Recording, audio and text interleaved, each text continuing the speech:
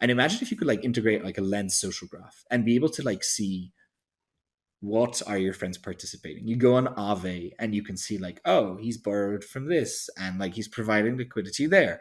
And I think that would make it much more multiplayer. And then suddenly I could see like, oh, Ross is like in this like liquidity pool. I'll join him. And if you could like, have this process more integrated, if you could have also gaming, see where your friends are playing and actually see it in a way like you can see where is your social graph, the people that you're following on Lens or Farcast or CyberConnect, wherever.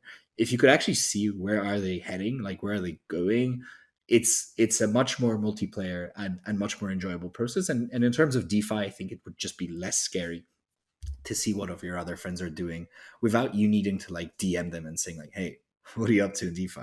Or like going into like Etherscan and trying to check that out. Yeah, I guess it's also that thing of creating, like recreating the ease of the Web2 experience. Like, a lot of these protocols are very difficult to interact with.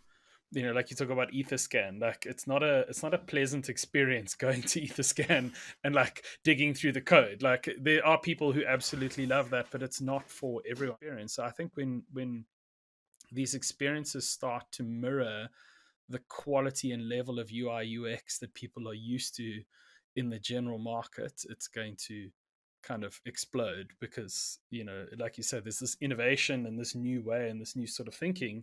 And if you mirror that with the old standards, you get to a really, kind of compelling use case for the technology. Yeah, it's totally right. The user experience is very outdated, and we can see that everywhere. Like NFT experience, like experiencing NFTs themselves is like, there's also not much of a social aspect to them. You mint on a page, and then like, what do? You can post on Twitter.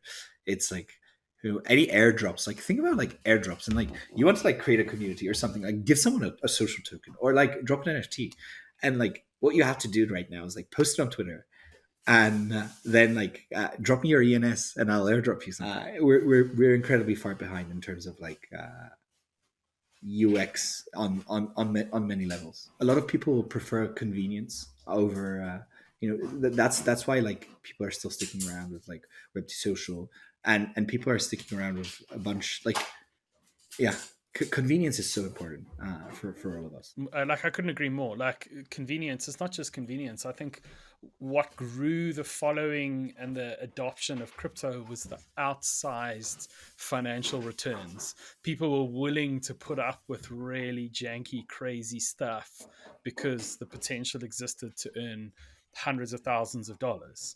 You remove that, which has happened now, and why would I go, like I tried all the video streaming platforms, and you go and it's like hard and it's painful to like get in and it's not easy, and then the content isn't great when you get there, and then I'm like, I'm actually just going to go back to YouTube, not because I want to be on YouTube, but just it's so much easier and it just works. And so I fully agree that there's this kind of convenience angle, which is probably one of the biggest barriers.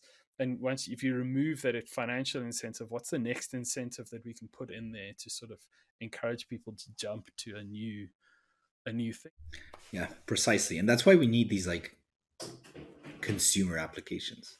It's like it's time to build things that are convenient for the People, the average person, for anyone. Exactly. It's like done with this like scrappy sort of duct taped apps.